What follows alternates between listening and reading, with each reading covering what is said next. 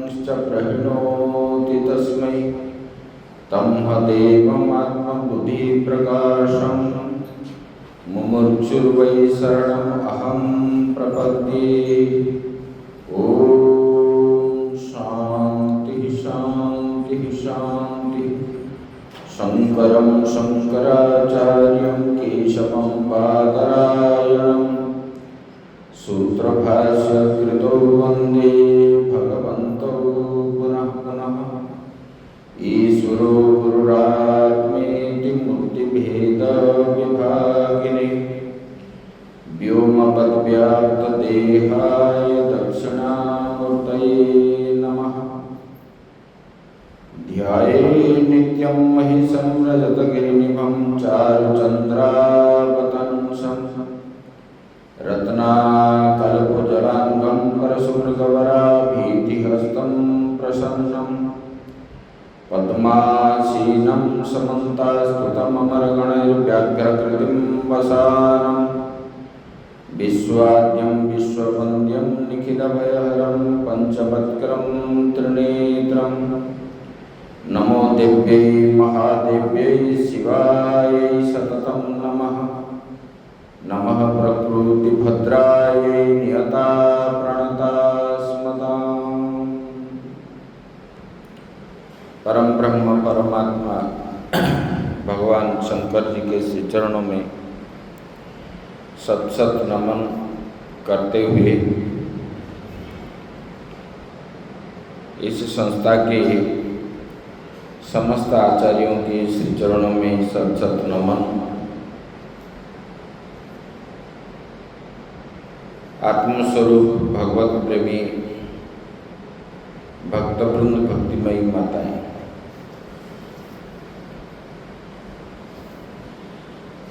भगवान ने बताए ये तथा मां प्रपद्यन्ते तांस तथैव भजामि। मुझे जिन्होंने जो प्रकार भजन करता है मैं भी उसी प्रकार उनका भजन करता हूँ। देवता को हम जो पूजन करते हैं, देवता वो पूजन के फल स्वरूप हमको प्रदान करते हैं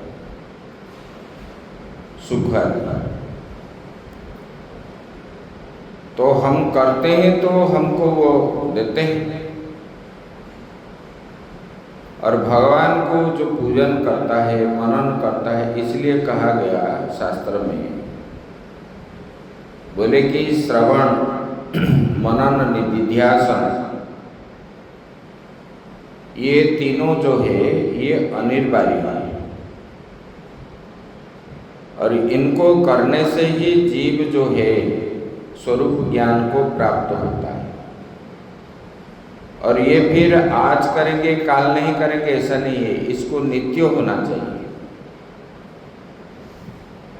तो नित्य करने से अभी आप लोगों ने जितने सुने द्वादश ज्योतिर्लिंग के बारे में, अभी तो आप 11 सुन चुके हैं। जो भक्त है भगवान शंकर जी को साक्षात्कार कैसे हुआ, अंतःकरण शुद्धि होने के बाद मानस में आया है ना, जानिय तब ही जीव जग जागा, जब सब विषय विलास विरागा, होई विवेक मोह भ्रम भागा, तब रघुनाथ चरण अनुराग। परमात्मा तब प्रीति होते हैं जब अपने अंदर विषय आदि निकल जाता है, विषय को हम छोड़ते हैं। काम क्रोध लोभ मोह मद मच्छर आदि त्याग देते हैं, क्योंकि ये हम निष्काम भाव से भगवान का पूजन आदि करने से ये धीरे धीरे धीरे धीरे ये अपने आप कट जाता है, अपने आप कट जाता है। इसलिए अंतःकरण शुद्ध होता है भगवान का भजन करने पर। क्योंकि निष्काम भाव से हम जब करेंगे तो कामना वासना जब मन में नहीं आएगा तब मन जो है उच्चाटन नहीं होगा। जैसे कि हम किस चीज़ को खाने की इच्छा करेंगे, देखने की इच्छा करेंगे कि सुनने की इच्छा करेंगे, मन में उद्वेग उत्पन्न होता है। वो जब तक प्राप्त नहीं है तब तक हम चैन से बैठ नहीं पाते, ना सो पाते हैं, ना देख पाते हैं। तो उसी विषय के पर मन हर समय चलता है। इसलिए जब निष्काम हो जाता है, मन पूरा खाली हो जाता है, किसी भी प्रकार का चिंतन नहीं रहता, भावना नहीं रहता, कुछ भी नहीं रहता, तब जो है आराम से भजन होता है। तब भगवान जब किसी भी प्रकार का विषय को हम चिंतन नहीं करते तब हमारा विवेक उत्पन्न होता है। हम अपने स्वरूप को जान जाते हैं। जैसे कि सूर्य है, कोई कपड़ा हम रख देंगे तो दिखाई नहीं पड़ेंगे, आंख में पट्टी बांध देंगे तो सूर्य दिखाई नहीं पड़ेंगे, पट्टी हटाने से वो दिखते हैं। इसी प्रकार अपने अंदर पर्दा के स्वरूप जो है अज्ञान, पर्दा स्वरूप जो अज्ञान है, अज्ञान मिट जाने पर ज्ञान आता है। अंधकार चले आलोक आने पर प्रकाश जब आता है तब अंधकार मिट जाता है। जब ज्ञान आता है तो अज्ञान हट जाता है। इसलिए ये श्रवण की बात हर जगह में आए। देखो गोपियों ने भी बोले, तब कथामृतम तप्त जीवनम कभी भी रीडतम कलमसाप। बोले कि हे केशव, आपका कथा जो है, लीला है, वो अमृत है। बोले कि क्यों? जैसे गरम हुआ लोहे में पानी डालने पर वो ठंडा हो जाता है, ऐसे किसी के मन में अगर दुख है, दुख क्या है? गरम लोहे के बराबर है। बोले कि हे केशव, जब आपके कथा हम श्रवण करते हैं तब वो हमारा हृदय क्या होता है? ठंडा पड़ जाता है। तप्त जीवनम, बोले कि जो दुखी जीवन में शांति आ जाती है। भगवान के कथा में इस प्रकार है। बोले कि कभी भिरीडितम, ब्रह्मा आदि भी उसको सुनने के लिए तरस रहे हैं, क्योंकि पिता माता गुरु इनका आगमन से जैसे संतान का कल्याण होता है, शिष्यों का कल्याण होता है, तो बोले कि इसी प्रकार भगवान का कथा श्रवण करने पर जीव का कभी अमंगल नहीं होता है, मंगल ही मंगल होता है। बोले कि इसलिए ब्रह्मा आदि भी चाहते हैं हम जो है भगवान का कथा लीलाओं का श्रवण करें, दर्शन, भगवान की दर्शन करें। देखो नारद वशिष्ठ आदि जितने ऋषियां हैं, भगवान जहाँ पर अवतार लेते हैं आसपास में वो संत लोग सब निवास करेंगे, क्योंकि दर्शन के इच्छा से। द्वारिका में भी रहे, अयोध्या में भी रहे, जहाँ जहाँ भगवान का अवतार हुआ तहाँ तहाँ। तो ऐसे ये मंगल करने वाले जो है स्वयं भगवान ही है। भगवान का कर्म करके किसी ने कभी भिखारी नहीं बनाया।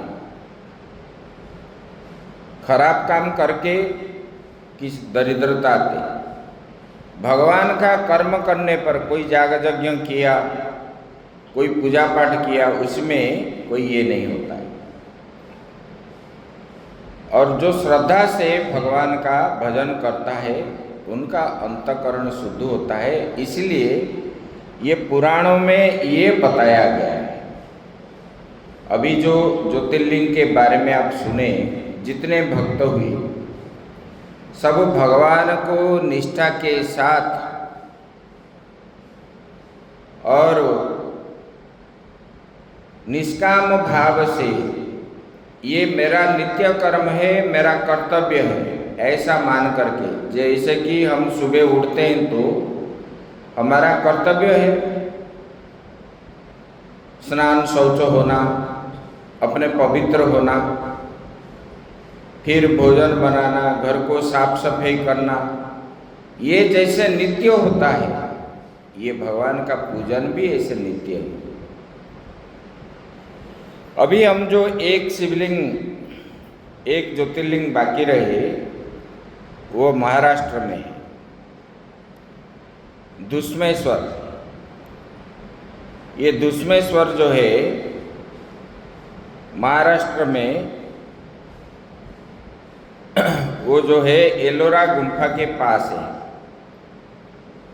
आप लोग उधर से शिरडी जो है साईं बाबा, वो से नज़दीक है।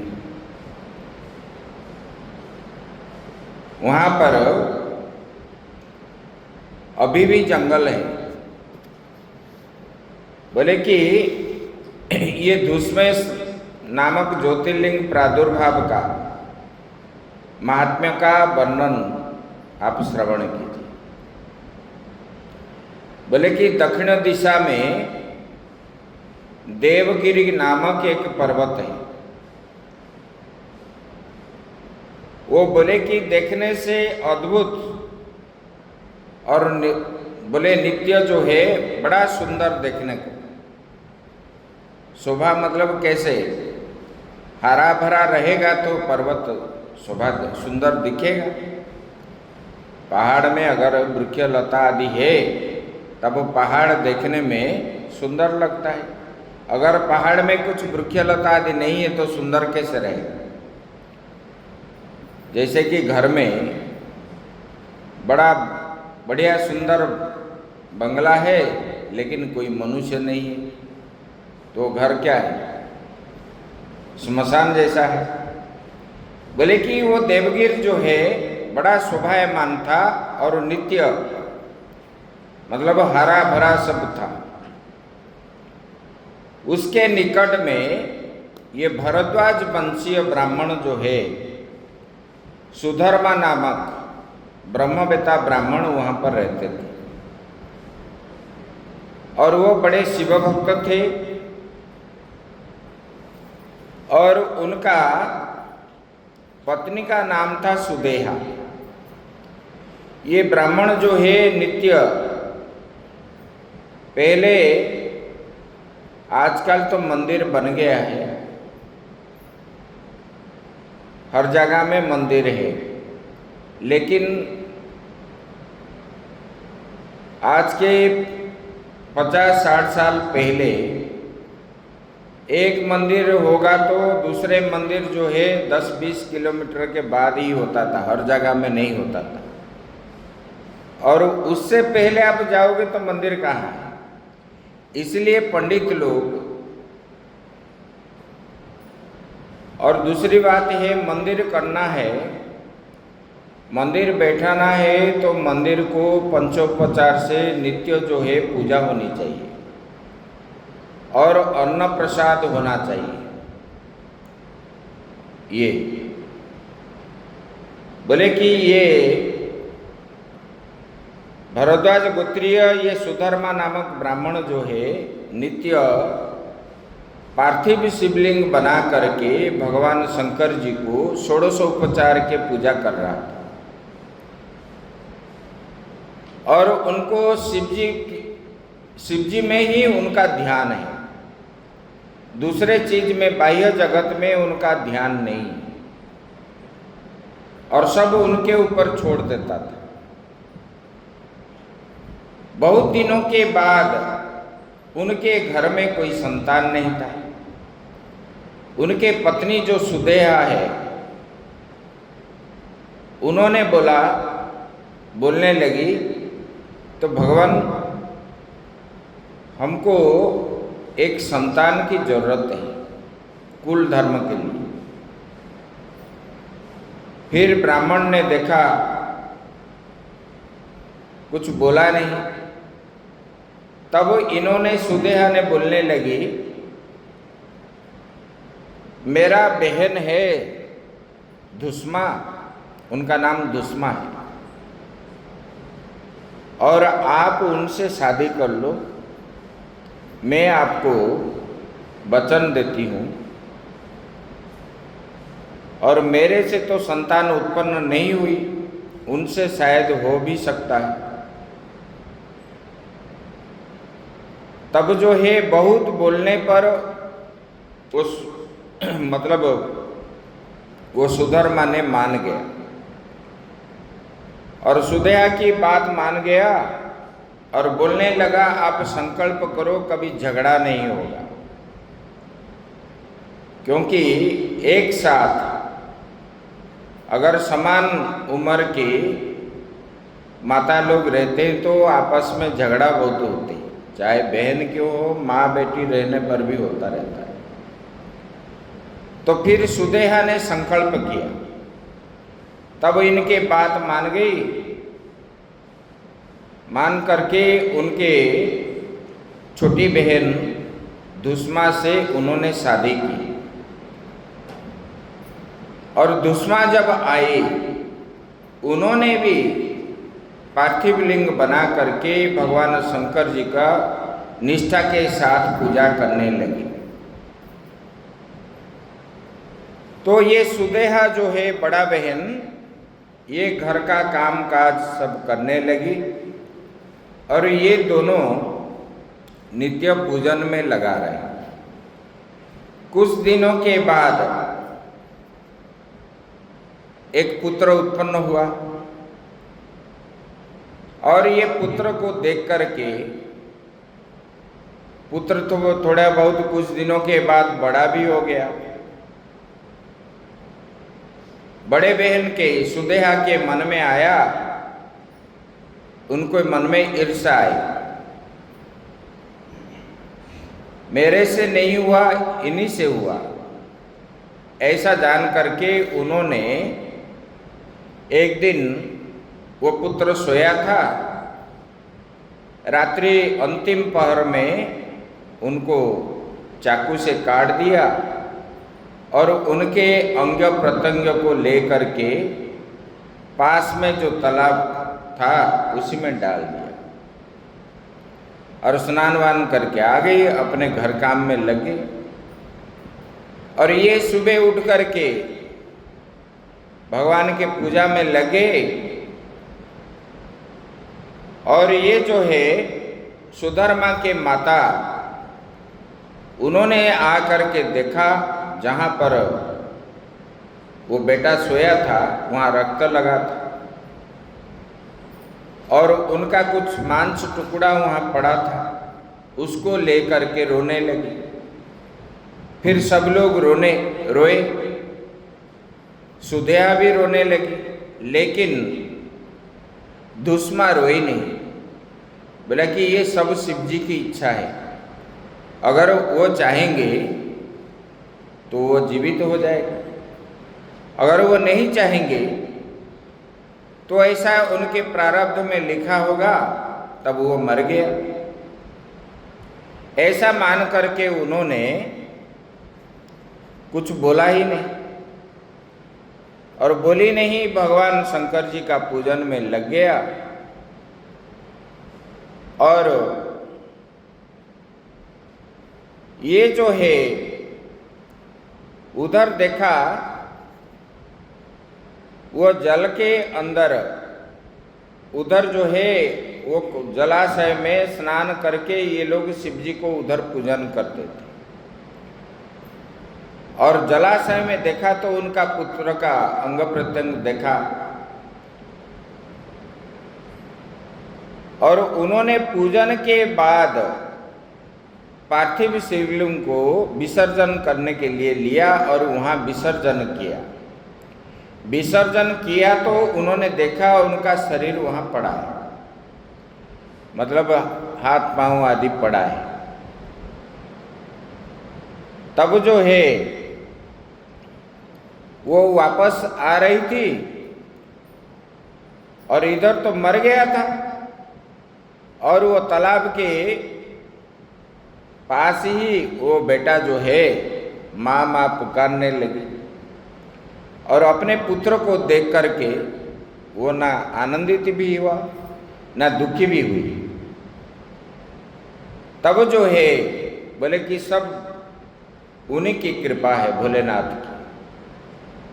तब जो है भगवान शंकर ने वहाँ पर आविर्भाव हो गए, भगवान दर्शन दिए, और भगवान ने दुश्मन को बोलने लगे, बोले कि देखो, भगवान को जब भगवान शंकर जी जब दर्शन दिए, दुश्मन ने उनको स्तुति की। भगवान आप ही सब कुछ है, आपसे बढ़कर के कोई नहीं है।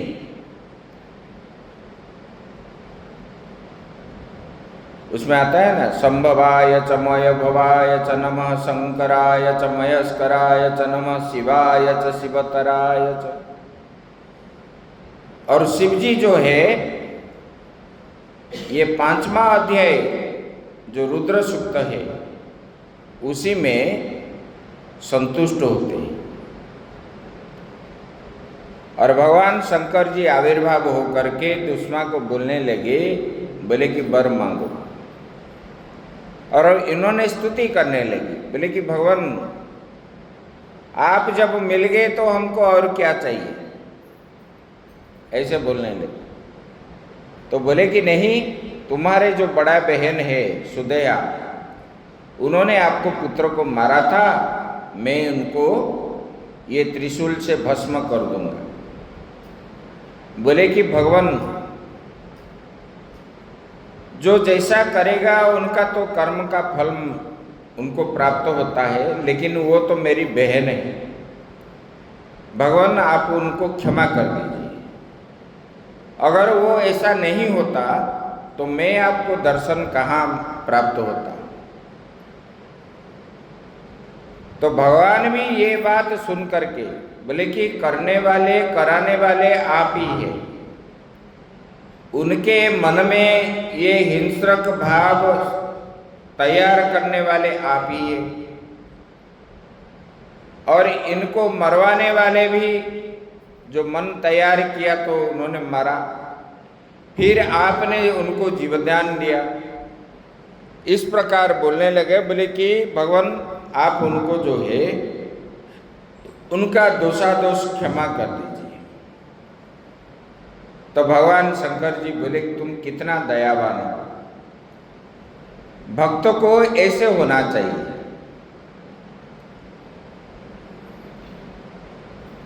जब भृगु ऋषि वैकुंठ गए, भगवान विष्णु को उनके छाती पर लात मारे,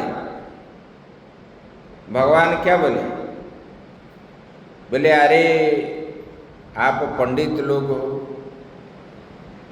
आपका हाथ पांव आदि कोमल होता है, मेरा छाती तो दृढ़ है, आपका पांव तो चोट नहीं आई। और भगवान ने उठ करके उनके पांव पकड़ लिए। इसमें शिक्षा क्या मिलती है? कभी भी जीवन में गुस्सा नहीं करनी चाहिए। करने वाला कराने वाला वही परमात्मा ही है, और वो संयोग जो बनाते हैं उसी दृष्टि से होता रहता है, और उन्होंने ही कराते हैं। जीव जो है जब जन्म होता है माँ के गर्भ से ही उनका रूटीन बन गया है, ये चीज उनके जीवन में होता रहेगा।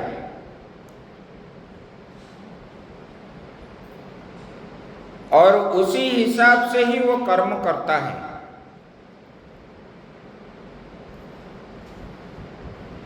और उसी से ये चीज हमको सीखना चाहिए।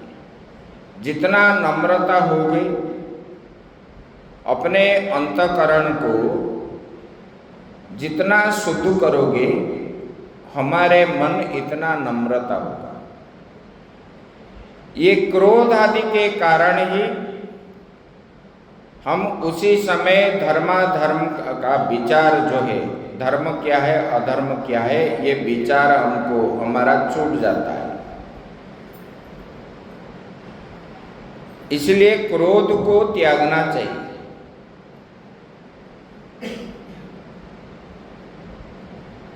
भले कि शास्त्र में आया है प्रमाद वै मृत्यु, किसी चीज में प्रमाद करना मृत्यु के बराबर है। इसलिए अपने सोच जो है शास्त्रीय मत के अनुसार धर्म के विचार कर ही सोचना चाहिए। और भगवान ने दुष्मा को इस प्रकार वर दिए। तब दुष्मा ने बार बार जब भगवान जांचने लगे, तब बोले कि भगवान आप यहाँ पर सबके लोगों के कल्याण के लिए आप यहाँ लिंग के रूप में दर्शन देने के लिए, पापियों को उद्धार करने के लिए यहाँ पर आप ज्योतिर्लिंग में रूप में आप यहाँ अवस्थान कीजिए। तब जो है वहाँ पर भगवान बोले कि आज से मेरा ये ज्योतिर्लिंग का नाम जो है दुष्मेश्वर होगा। इसको जो पूजन करेगा और दर्शन करेगा,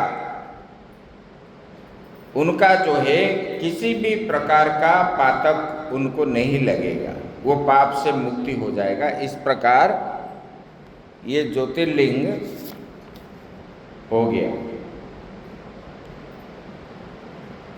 एक बार क्या हुआ, भगवान विष्णु ने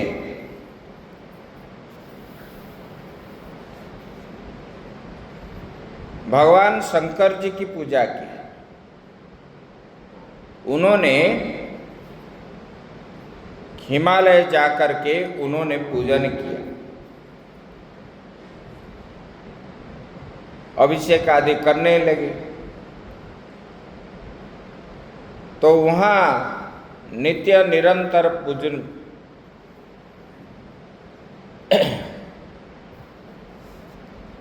उन्होंने पूजन किए।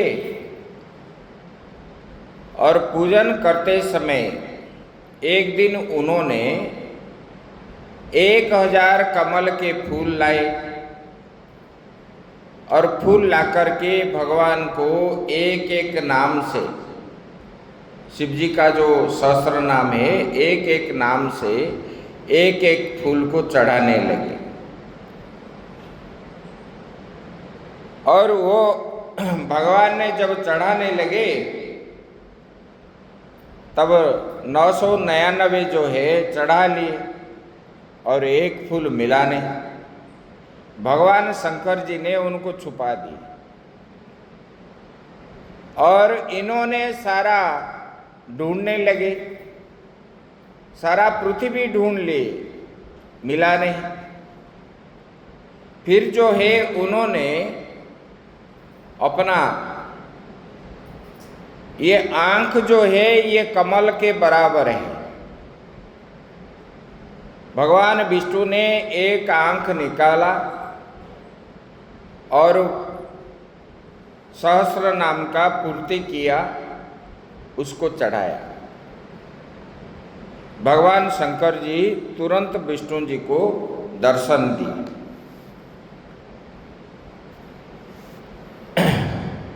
और बोले कि हे हरे, मैं आप पर बहुत प्रसन्न हूँ, और जो है आप इच्छा अनुसार आप वर मांगिए, तुम्हें मैं जो है मनोवांछित वस्तु दूंगा, और संसार में मुझे कुछ अदेय नहीं है, आप जो भी कुछ बोलोगे मैं दूंगा। तो भगवान विष्णु ने बोले कि भगवान आप तो अंतर्यामी है, मतलब सबके अंदर में आप निवास करने वाले हैं, और आपको जो है सबका इच्छा जो है आपको पता है, तो आपका क्या ज्ञान नहीं है जो मैं आपको बोलूं। बोले कि ये सारे दैत्यों ने देवताओं को प्रताड़ित कर रहे हैं, इसलिए देवताओं ने मेरे पास आए तो मैं आपके पास आकर के मैंने पूजन शुरू किया। तब भगवान शंकर जी ने उनको अपना सुदर्शन चक्र भगवान विष्णु को दे दिए, तब से ये चक्रधारी बन गए। बोले कि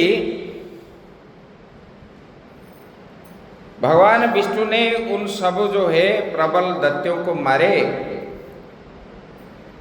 और बोले कि भगवान शंकर जी बोले ये भगवान ने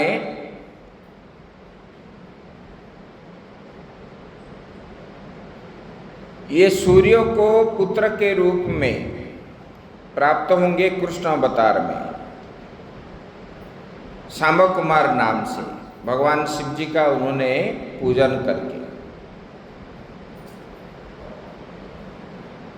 और भगवान विष्णु ने शिव जी को अपना गुरु मान करके इस प्रकार पूजन किया था। और उनको, क्योंकि उन्हीं से ही ब्रह्मा विष्णु शिव जो है वो उत्पन्न हुए। प्रदोष की बात है, प्रदोष के दिन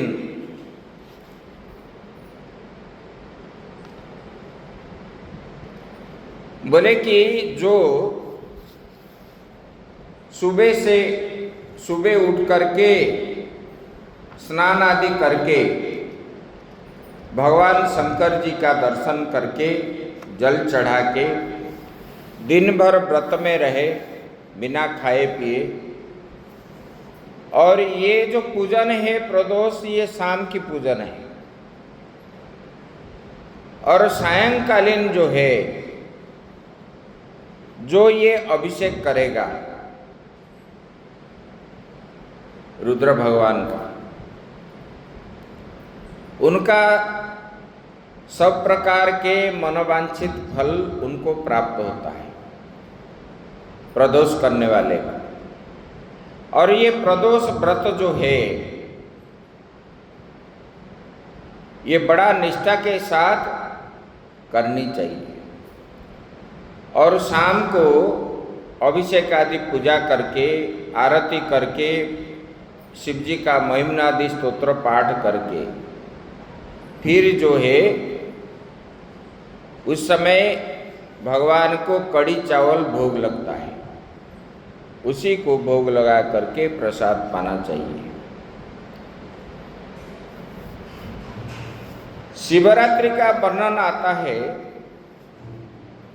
देखो ये शिवरात्रि जो है उसी दिन भी जो बिना खाए पिए रहता है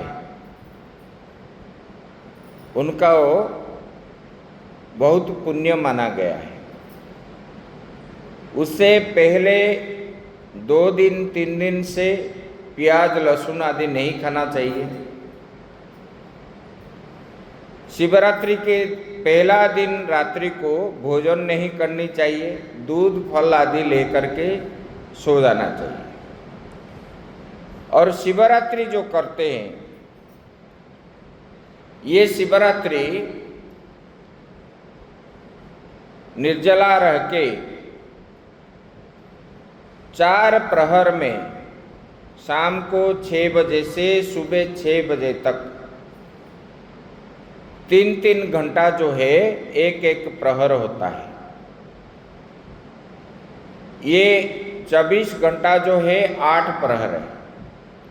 रात्रि का 3 प्रहर जो है, ये 4 प्रहर, वहाँ पर हर प्रहर में रुद्राभिषेक आदि करके भगवान शिव जी का नाम संकीर्तन, पंचाक्षरी मंत्र का जाप और शिव चिंतन में जो लगा रहता है, उनके ऊपर भगवान शिव जी का कृपा मिलती है।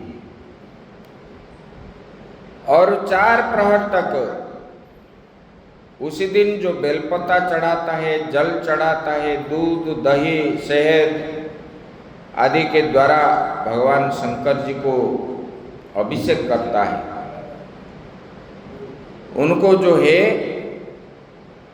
4 प्रकार के पुरुषार्थ उनको प्राप्त होता है, धर्म, अर्थ, काम, मोक्ष। दूसरे दिन स्नान करके भगवान शंकर जी को अभिषेक करके उनका चरणामृत पा करके ही कुछ खाना चाहिए। और उसी दिन भी जो पूजन किया हुआ प्रसाद को पहले पाना, उसके बाद कुछ खाना। उसके बाद भी जब तक मतलब बताया गया है 6-7 दिन तक जो है शुद्ध सात्विक आहार करना चाहिए, उसके बाद ही जो खाना चाहिए। बोले कि उसी दिन भी दिन में नहीं सोना है, शाम होते ही आरती के बाद जब आकाश में तारा देखोगे तब जाके सोना चाहिए। ये शिवरात्रि का व्रत माना गया है। बोले कि पूर्व काल में एक व्याध था और वो व्याध जो है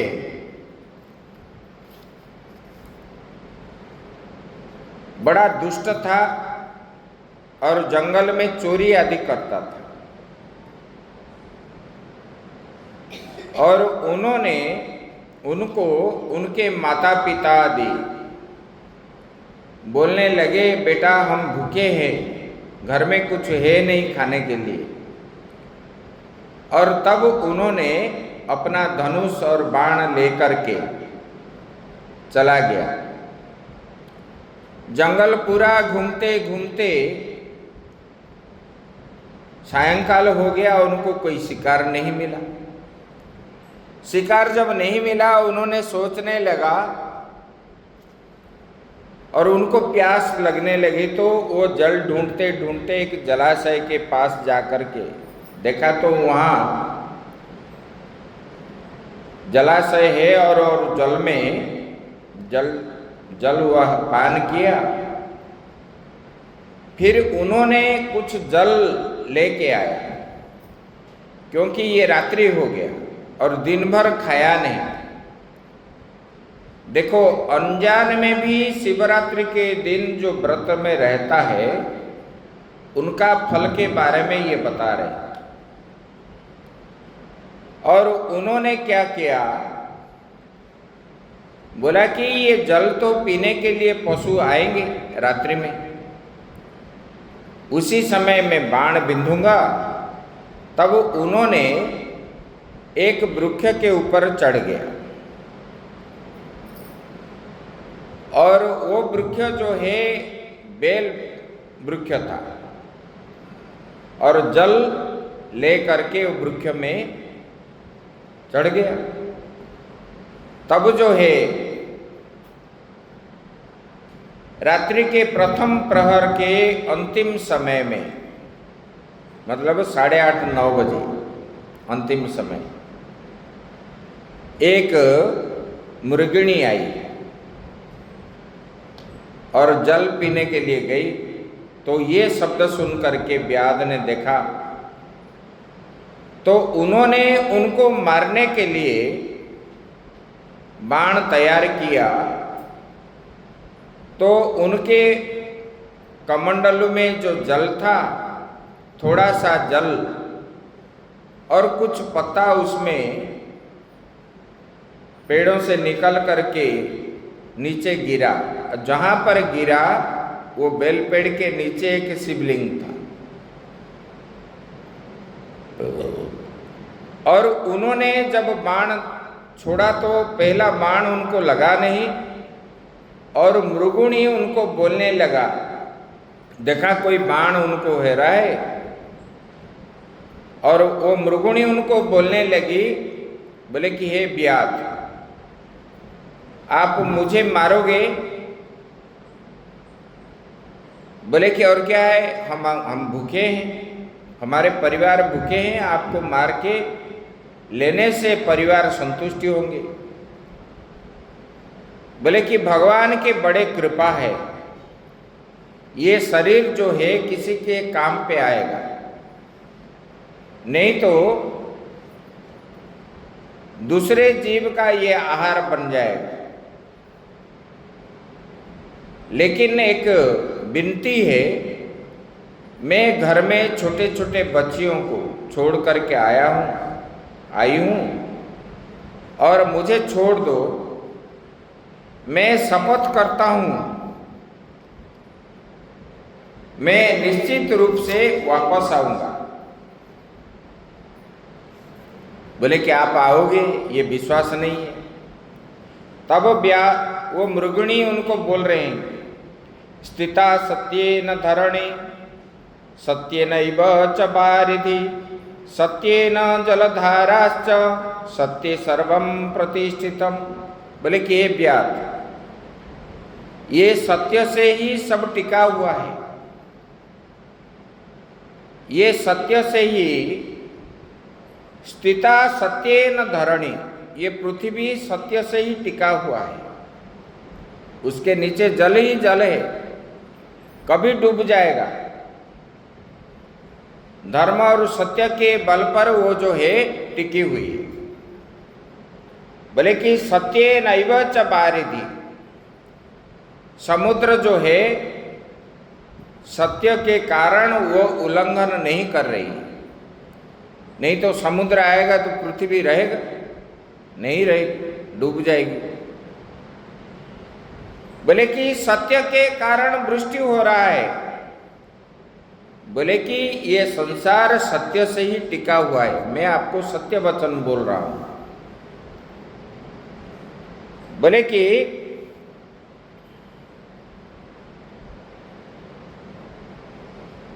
कि ये विश्वासघात होते हैं। बोले कि जो धर्म को लांघने वाले विश्वासघात होते हैं, छल करने वाले लोगों को जो पाप लगता है वो मुझे भी लगेगा। इस प्रकार उन्होंने बोलने लगे। तब जो है इन्होंने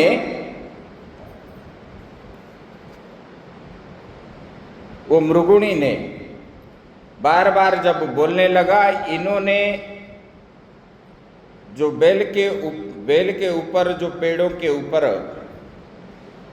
बैठा था, वो बेलपत्ता शिवलिंग के ऊपर गिरा, जल भी गिरा। तब जो है उनको थोड़ा सद्बुद्धि हुई,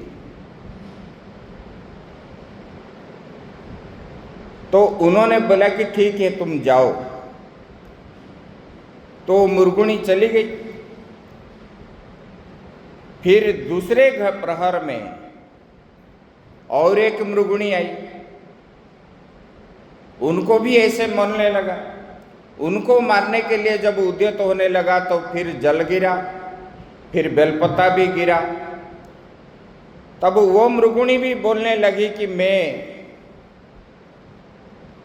आऊंगी और मेरे बच्चे, ऐसे मेरे बहन के बच्चे हैं, मैं उनको रखा के आई हूँ और मैं उनको सत्य वचन बोलता हूँ, उनको बोल करके मैं आऊँगा। तब उनको भी ऐसे जब बोला, वो मृगुण ने भी धर्म की बात बताई। तब व्याध ने राजी हो गया, पर उसको बोला कि छोड़ो। फिर जो है उनको भी जाने दिया। फिर तीसरे प्रहर में और एक मृगुणी आई, उनको भी ऐसे बोला, उन्होंने भी ऐसे बोली। उसके बाद जो है उन्होंने भी चला गया।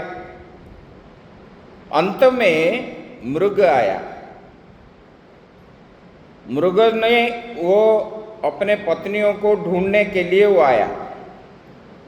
तब जो है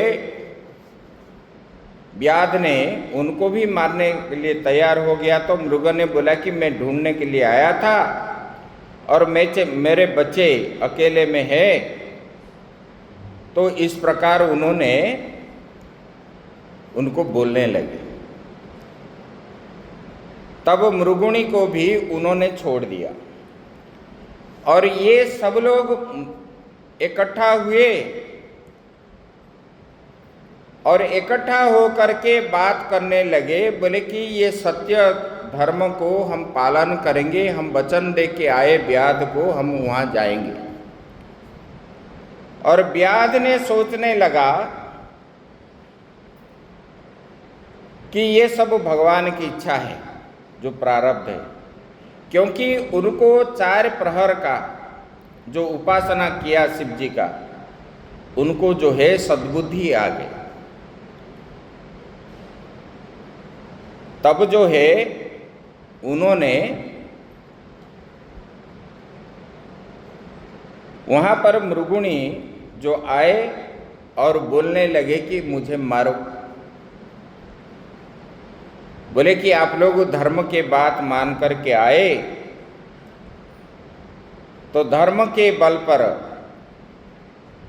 टिका हुआ है ये सब आपने बोल रहे हैं। और उसी समय जो है भगवान शंकर जी ने वहाँ खड़े हो गए और जब दर्शन दिए, तब भगवान ने वो व्याध को बोलने लगे। बोले कि आज शिवरात्रि है, आप अज्ञान से यहाँ पर मारने के लिए आप यहाँ पर बैठे थे, जीव हत्या करने के लिए। लेकिन जो शिवलिंग के ऊपर नीचे में था बेलपत्ता और जल जो गिरा 4 प्रहर में 4 बार, उससे मैं संतुष्ट हूँ। आपको जो है कभी धन धान्य से कमी नहीं होगा, ये आपका राज्य बन जाएगा। इस राज्य का नाम होगा श्रृंगबेरपुर और ये राजधानी बनेगा। और तुम जो है भविष्य में भगवान राम के साथ मित्रता बांधोगे और आपको मुक्ति मिलेगी। और भगवान ने ये मृगुणियों को उत्तम स्थान की गति दे दी। बोले कि इसी प्रकार शिवरात्रि की पूजन जो करता है उनको मुक्ति प्राप्त होती है। मुक्ति देने वाले जो होते हैं भगवान शंकर भगवान ही होते हैं और विष्णु। और ये भगवान विष्णु, ब्रह्मा, रुद्र, ये तीनों में भेद नहीं है। ये परमात्मा शिव के स्वरूप ही है। ये चारों जो है ये एक ही है। कार्य के कारण उपाधि जो है उनका अलग अलग है। बोले कि इनको जो भेद देखता है उनको पाप लगता है, संसार में उसका कल्याण कभी नहीं होता। इस प्रकार ये कोटि रुद्र संहिता का अभी संपूर्ण हुआ।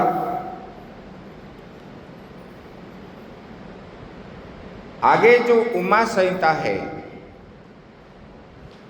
ये उमा संहिता एक ही बाकी रहा है, उसको जो है हम लोग कल करेंगे।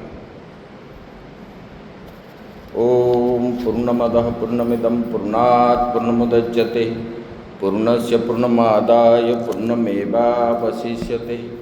ओम शांति शांति शांति। बोलिए धर्म